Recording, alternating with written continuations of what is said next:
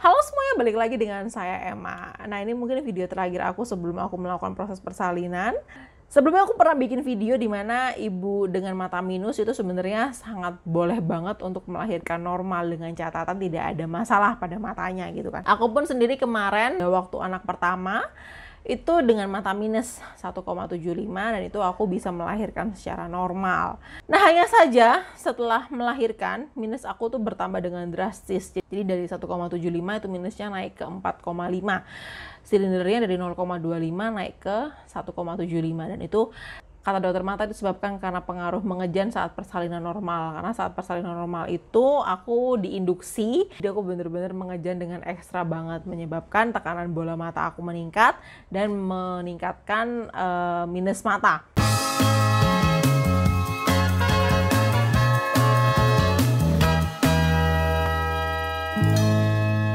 Lalu di kehamilan kedua ini, aku awalnya pengen banget lahiran normal, aku udah bilang sama dokter spesialis kandungan aku. Cuman masalahnya di trimester ketiga ini aku mengalami beberapa keluhan di area mata nih teman-teman. Jadi sekitar 2 bulan yang lalu itu saat aku dari kondisi jongkok mau bangun, itu aku ngerasain bener-bener buram banget di mata aku. Setelah itu ngerasa ada bintik-bintik kecil kayak pasir gitu, bergerak dan kayak semut di area mata, dan itu baru menghilang setelah aku memejamkan mata sekitar 30 menitan dan itu berulang. Mataku bener-bener cepet banget lelah, cepet banget pusing dan capek. Jadi ketika ngelihat cahaya itu bener-bener capek banget, lalu membekas di area mata. Misalnya aku ngelihat cahaya lampu, terus aku pindah ke tempat lain, itu cahaya lampunya masih ngikutin aja di mata aku gitu. Aku juga ngelihat flashes atau kilatan-kilatan cahaya. Kalau misalnya aku naik mobil dalam kondisi sore malam ada lampu, itu aku bakal ngeliatin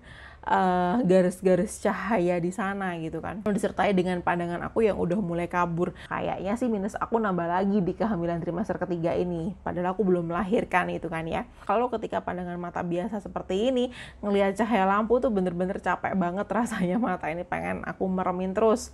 Nah, dengan keluhan-keluhan ini maka dokter spesialis kandungan aku menyarankan untuk konsultasi dulu ke mata kalau misalnya memang ingin melahirkan secara normal.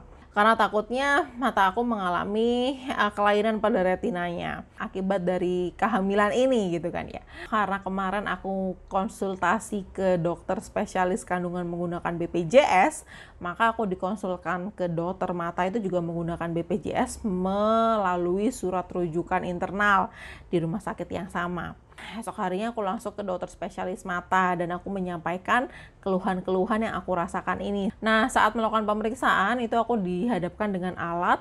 Alat ini seperti kaca pembesar gitu untuk melihat kondisi bagian bola mata aku. Setelah dilihat bagian bola mata depan, lalu mata aku diberikan tetesan untuk memperlebar pupil agar dokter bisa melihat ke area dalam saraf sampai ke retina mata gitu kan. Diberikan tetes dilatasi pupil itu sekitar 15-20 menit menunggu karena pupil kita membesar gitu kan ya. Harusnya pupil itu menjaga cahaya masuk.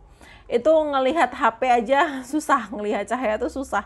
Jadi mata tuh bener-bener ngerasain lelah banget, capek, dan ngelihat kemana-mana tuh buram walaupun sudah menggunakan kacamata. Singkat cerita, setelah 20 menit dilakukan dilatasi pupil, akhirnya aku dicek lagi dengan alat pengecekan mata dan ada cahaya yang bener-bener silau banget di mata. Dilakukan dengan 2 mata bergantian ya. Jadi mata kanan dulu, aku disuruh ngeliat ke kanan, kiri, atas, bawah, lalu dilanjutkan dengan mata sebelah kiri gitu kan.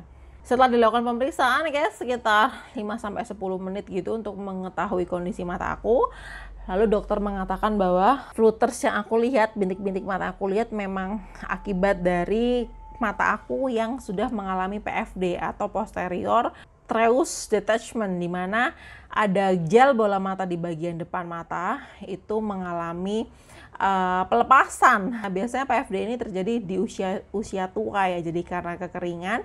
Namun karena miopia atau karena minus mata aku, bisa juga karena proses kehamilan ini, akhirnya aku mengalami PFD.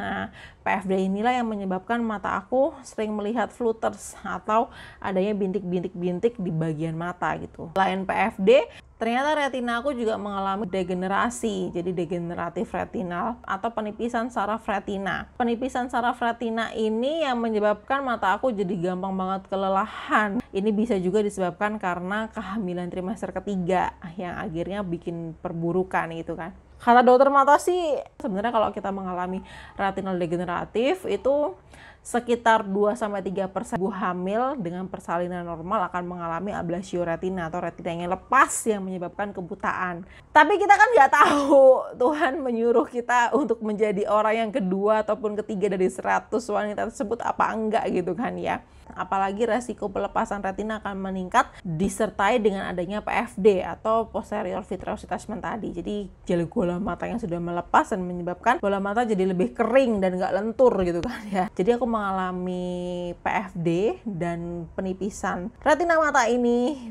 dengan kondisi mata aku -4,5, jadi nggak terlalu tinggi sebenarnya ya. Banyak ibu-ibu hamil yang melahirkan dengan kondisi mata -7, 8, 10 itu baik-baik saja. Kata dokter matanya sih, minus tinggi memang bisa meningkatkan resiko adanya degeneratif retina. Tapi bukan berarti yang minus rendah tidak ada gitu. Tapi kalau kalian ada minus rendah tapi mengalami gejala-gejala seperti yang aku sebutkan tadi, ada floaters, ada flashes, lalu pusing, penglihatan mulai kabur gitu kan ya, maka itu bisa menjadi gejala pelemahan pada mata yang harus segera dikonsultasikan gitu. Lalu aku disarankan kalau misalnya mau bersalin gitu kan ya, itu yang tanpa tekanan.